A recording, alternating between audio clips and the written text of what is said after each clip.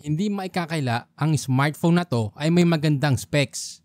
Marami ang nagtataka kung paano ito naging posible lalo na't ito ay 9,999 lang para sa 256GB. Kaya naman in this video, aalamin ko kung paano nga ba mag-perform ang Tecno Pova 5 Pro pagdating sa gaming at susubukan ko sa PUBG Mobile.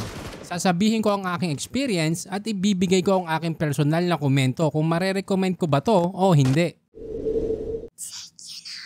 Sa settings, available ang HD graphics at ultra frame rate. Habang sinusubukan ko to, pag-usapan muna natin ang specs. Meron itong 6.78-inch Full HD Plus IPS LCD display at may 1080 by 2460 pixels at 120Hz refresh rate.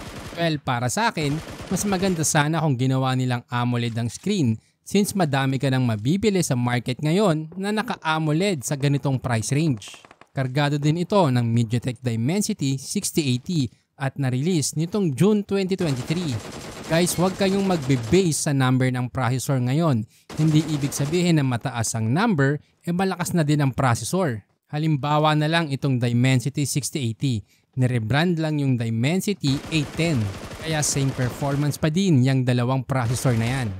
Sa mga bago nating viewers, pwede kang manalo ng 200 Smart Load. I-comment mo lang ang tamang sagot ng dalawang trivia questions na magfa-flash sa screen at mag-subscribe. Para sa RAM, meron itong 8GB at expandable hanggang 16GB dahil sa virtual RAM.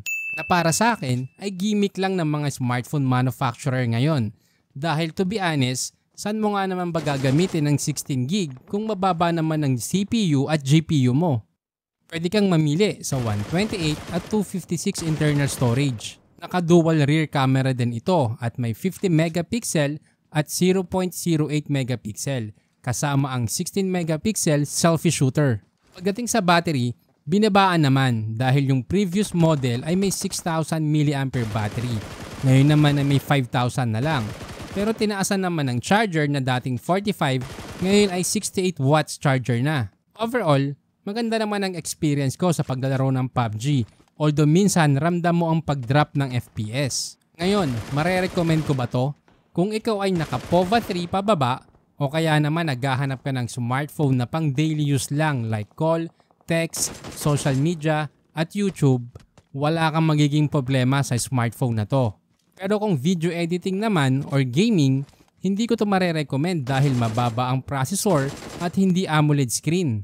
Mas highly recommended ko pa ang Narzo 50 Pro 5G dahil ito ay naka Super AMOLED Dimensity 920 na hindi hamak na mas malakas kaysa sa Dimensity 6080 at mabibili lang sa presyong 8,499.